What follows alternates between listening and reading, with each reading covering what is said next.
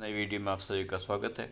इस नई वीडियो में हम जानेंगे स्टाफ सिलेक्शन कमीशन द्वारा 9 जून 2025 को जारी जो कंबाइंड ग्रेजुएट लेवल एग्जामिनेशन 2025 जिसे हम सीजीएल के नाम से जानते हैं, उस नोटिफिकेशन की उस नोटिफिकेशन के अनुसार जो फॉर्म भरने की लास्ट डेट है वो 4 जुलाई 2025 है।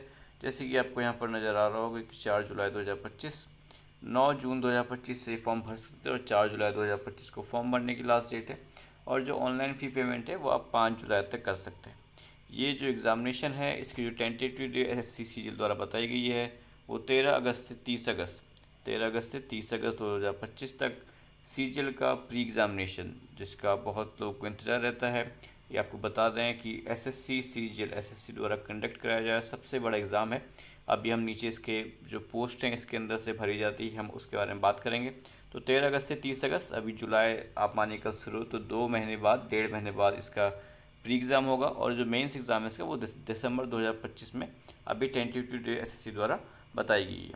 इसके बाद हम जानेंगे जो पेज 2 है इन नोटिफिकेशन का, इसमें जो एसएससी द्वारा पोस्टें भरी जाती हैं उनकी डिटेल एसएससी द्वारा प्रोवाइड कराई गई है।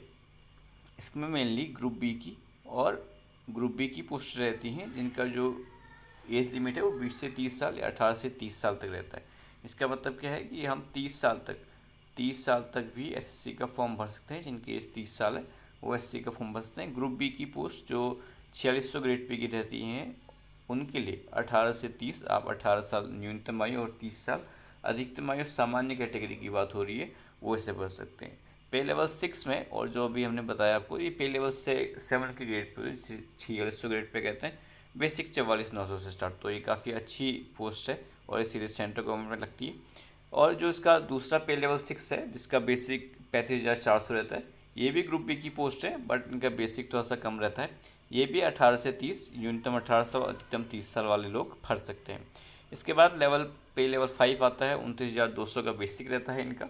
ये ग्रुप सी की पोस्ट आती है। ये केवल आप 27 साल तक ही, जो सामान्य वर्ग का व्यक्ति है, ये इसमें इंपॉर्टेंट हो जाता है कि वो केवल 27 साल तक ही इसे भर सकता है। इसी प्रकार से जो पे लेवल 4 है 25,500 का बेसिक वाली, वो भी सिर्फ 18 से 27 वाले बंदे ही जो कि जनरल कैटेगरी के हैं वो भर सकते हैं।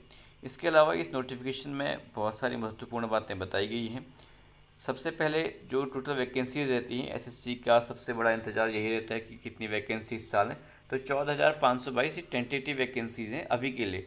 और आप पिछले साल शायद लगभग 17,000 वैकेंसी आई थी, तो आप उम्मीद कर सकते हैं कि ये बढ़ेंगे। और 14,582 बहुत अच्छी खासी वैकेंसी है। अभी हम इसके बाद CHSL जो 10+2 लेवल के एग्ज़ाम रहता है उसके बारे में बात करेंगे दूसरी वीडियो में। तो उसमें बताएंगे कि उसमें लगभग 4-5 हज़ार भी वैकेंसियाँ हैं। जो इसके नॉर्मल जो फॉर्म रहते हैं उनका जो क्राइटेरिया नॉर्मली रहता है वो ग्रेजुएशन मांगता है इसमें। ये इसमें जो एज को लेके क्लैरिफिकेशन उन्होंने की है कि कहाँ से एज कैलकुलेट करनी है। और जो जनरल के अलावा जो अदर कैटेगरी के लोग हैं, SC ST के लिए 5 साल का रिलैक्सेशन है, OBC के लिए 3 साल का, PWD के लिए 10 साल का। ऐसी इसमें सारी कैटेगरी का बताया गया है कि आप कितने साल तक इसके लिए अप्लाई कर सकते हैं। आप ये नोटिफिकेशन हमारे टेलीग्राम से प्राप्त कर सकते हैं। अभी टेलीग्राम का लिंक आपको हमारे वीडियो के नीचे कमेंट सेक्शन में दिखेगा। इसमें एक्स सर्विसमैन और क्या क्या चीज़ें जो इन्होंने रिजर्वेशन के लिए हैं वो काफ़ी क्लियरली मेंशन की गई हैं, क्योंकि बाद में हमने देखा है कि SC के एग्ज़ाम्स में, फिर और एग्ज़ाम्स में भी रिजर्वेशन को लेके IAS में भी एग्ज़ाम में भी एक केस हुआ था। तो वहाँ से उसके बाद से थोड़ा सा सभी जो एग्ज़ाम कंडक्टिंग बॉडीज़ हैं वो थोड़ा सा ज़्यादा इसको लेके प्रोएक्टिव हो गई हैं कि रिजर्वेशन के बेस पे कोई वो गलत फ़ायदा ना उठा सके। EWS का लेके काफ़ी लोगों को कन्फ्यूजन रहता है कि EWS कब होना चाहिए। तो CGL SSC ने काफ़ी क्लियर कर लिया कि जो आपका फाइनेंशियल ईयर 2025 में EWS बना हो, यानी 1 अप्रैल 2025 से के बाद बना होना चाहिए और 31 मार्च 2026 से पहले बना होना चाहिए। और जो ये आपका EWS है वो 2024-25 की इनकम के हिसाब से बना होना चाहिए। अगर आप लोग चाहेंगे EWS के लिए क्या क्राइटेरिया रहता है तो हम उसके लिए एक अलग से वीडियो बनाएंगे। और जो इसी तरह से OBC और SC ST जो सर्टिफिकेट हैं वो SC ST का स्पेशली उन्होंने बोला हुआ है कि जो इसका नॉर्मल क्राइटेरिया रहते हैं, जिस दिन आप नोटिफिकेशन की लास्ट डेट है उस दिन आपके पास वो होना चाहिए। EWS और OBC के लिए SSC ने बोला है कि जिस दिन मांगेंगे, जिस दिन डॉक्यूमेंट वेरिफिकेशन होगा उस दिन आपके पास वो डॉक्यूमेंट होना चाहिए। SSC ने पिछले साल से एक नया सिस्टम शुरू किया था OTR, जिसे वन टाइम रजिस्ट्रेशन कहते हैं। ये वन टाइम रजिस्ट्रेशन के बारे में इन्होंने काफ़ी डिटेल से लिखा हुआ है। अभी इन्होंने वन टाइम रजिस्ट्रेशन पहले बंद कर दिया था। अभी जब काफ़ी लोगों ने ऑब्जेक्शन उठाए कि इतनी जल्दी, स्पेशली जो EWS और OBC रहते हैं वो हर साल अपडेट करने पड़ते हैं, तो वो इतने जल्दी नहीं बने, तो उसके बाद SSC ने 30 जून तक की इसकी डेट बढ़ाई थी। तो उम्मीद करते हैं कि आपने जिसने भी SSC का फॉर्म भरना होगा उसने OTR भर लिया होगा, वो तभी 4 तारीख तक अपना एग्ज़ाम फॉर्म भर सकते हैं। JS और स्टेटिस्टिकल इन्वेस्टिगेटर दो ऐसी पोस्ट रहती है, जैसे मैंने पहले बताया कि नॉर्मल ग्रेजुएशन मांगता है। इन दोनों में ग्रेजुएशन के अलावा इन्होंने क्लियर मेंशन किया है bachelor's degree in any subject from a recognised university और institute 60% marks in mathematics at 12th standard level. आपके पास रिकॉग्नाइज्ड यूनिवर्सिटी से बैचलर की डिग्री होनी चाहिए या फिर 60% मार्क्स होने चाहिए आपके 12th में। ऐसी जो स्टैटिस्टिकल इन्वेस्टिगेटर ग्रेड 2 का होता है, उसके लिए भी इसी तरह के कुछ अलग पैमाने हैं जो कि आप नोटिफिकेशन में क्लियरली पढ़ सकते हैं। एक बहुत बड़ा कन्फ्यूजन लोगों में रहता है कि जो फाइनल ईयर के अपेयरिंग स्टूडेंट्स हैं क्या वो फॉर्म भर सकते हैं या नहीं। बस देखिए, जो SSC ने बिल्कुल क्लियर किया हुआ है, अगर आप लास्ट ईयर में हैं अपने तो भी आप फॉर्म भर सकते हैं, लेकिन जो आपका एसेंशियल क्वालिफिकेशन है वो 1/8/2025 मतलब 1 अगस्त 2025 तक आप वो क्राइटेरिया पूरा कर रहे हो तो आप भर सकते हैं।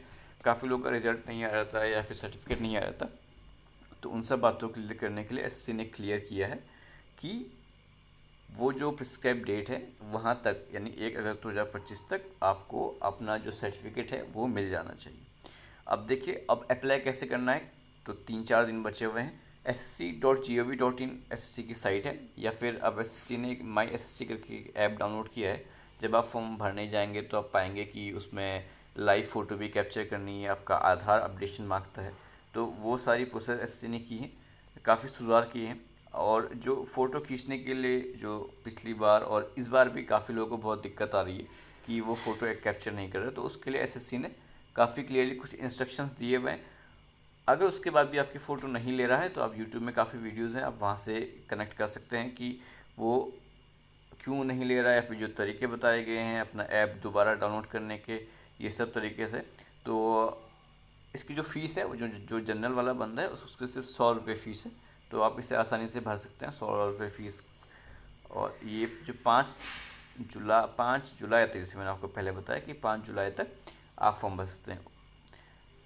इस वीडियो में हम फिलहाल इतनी ही चर्चा करेंगे क्योंकि नोटिफिकेशन काफ़ी लंबा है। आप आराम से इसे हमारे टेलीग्राम चैनल से डाउनलोड कर सकते हैं। इसके अलावा भी कोई क्वेरी हो तो आप हमारे कमेंट बॉक्स में करेंगे और हम पूरी कोशिश करेंगे कि आपकी सारी बात। तो सेंटर ऑफ एग्जामिनेशन भी इसमें मेंशन है, नॉर्थ, जिसको जहाँ चाहिए।